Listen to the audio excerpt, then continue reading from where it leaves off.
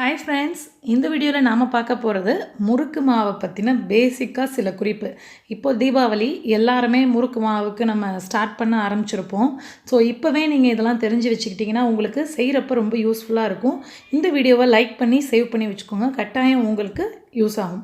இப்போ பேசிக்காக நம்ம என்ன குறிப்புனா அளவு, முக்கியமான ஒரு விஷயமே எவ்வளோ மெஷர்மெண்ட் அப்படிங்கிறத நம்ம பார்க்க போகிறோம்.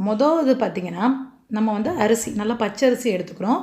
ஸோ அதோட கரெக்டாக ஒரு எப்படி அளவு ரேஷியோ போடணுன்னா 2 கிலோ அரிசிக்கு 1/2 கிலோ உளுந்து போடணும். இதுதான் உண்மையுமே சரியான அளவு.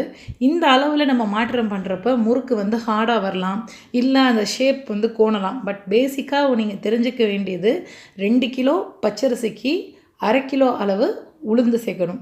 ஸோ படிக்கணக்கு பார்த்திங்கன்னா ஒரு படியில் நம்ம அரிசி எடுத்தோன்னா 1/4 படி அளவு உளுந்து. ஸோ அதுதான் நம்ம படிக்கணக்கு பார்த்திங்கன்னா அதுதான்.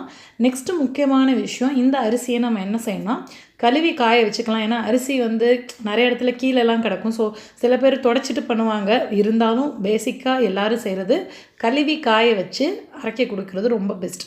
கழுவி காய வச்சுட்டு நீங்கள் உளுந்த லைட்டாக வாசம் வர்ற வரைக்கும், கலர் சேஞ்ச் ஆகக்கூடாது. இந்த உளுந்தோட கலர் சேஞ்ச் ஆச்சுன்னா முறுக்கோட கலர் உங்களுக்கு மாறும். முறுக்குன்னா கொஞ்சம் வெள்ளையாக இருந்தால் தான் நல்லாயிருக்கும். அதுக்குன்னு ரொம்ப வெள்ளையாக இருந்தால் நல்லா இருக்காது. பட் பேசிக்காகவே முறுக்கு நல்லா வெள்ளை வெள்ளைன்னு பார்க்க மொறுன்னு இருக்குன்னா உங்களுக்கு உளுந்தோட வறுக்கிற பக்குவம் மெயினாக தெரிஞ்சிருக்கணும். அடுப்பை சிம்மில் வச்சுக்கிட்டு உளுந்து வாசம் வரணும், அதே சமயம் செவக்கக்கூடாது. அந்த உளுந்தில் உள்ள தேவையில்லாத பச்சை வாசனை போகணும், ஆனால் செவக்கக்கூடாது, அப்படி வறுக்கணும். ஸோ இந்த பதத்துக்கு நீங்கள் மாவை அரைச்சி வச்சுக்கிட்டிங்கன்னா அரைச்சி தேவையானதை மட்டும் வெளியில் வைங்க. தேவையில்லை நிறையா இருக்குன்னா ஃப்ரிட்ஜுக்குள்ளே ஸ்டோர் பண்ணிடுங்க. மாவு 1 மந்த் 2 மந்த் ஆனாலும் உங்களுக்கு அப்படியே ஃப்ரெஷ்ஷாகவே இருக்கும். அதுக்கப்புறம் மாவு பிசைகிறதுல சின்ன சின்ன குறிப்பு சொல்கிறேன். மாவில் நம்ம எண்ணெய் கொதிக்குது இல்லையா, அந்த கொதிக்கிற எண்ணெய் ஊற்றுனீங்கன்னா ஒரு குழிக்கரண்டி எடுத்துக்கோங்க.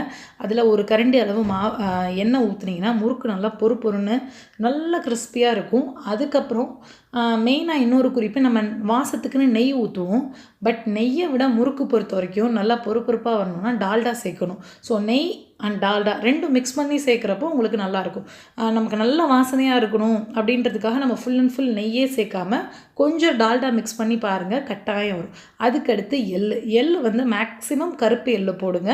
வேணும்னா வெள்ளை எள்ளு கலந்துக்கலாம். கருப்பு எள்ளில் முறுக்கு சூப்பராக வரும். இந்த குறிப்பை ஃபாலோ பண்ணி முறுக்கை சூப்பராக செய்யுங்க. கீழே ஒரு ரெசிபி கொடுத்துருக்கேன், அதையும் செக் பண்ணி பாருங்கள். தேங்க்யூ.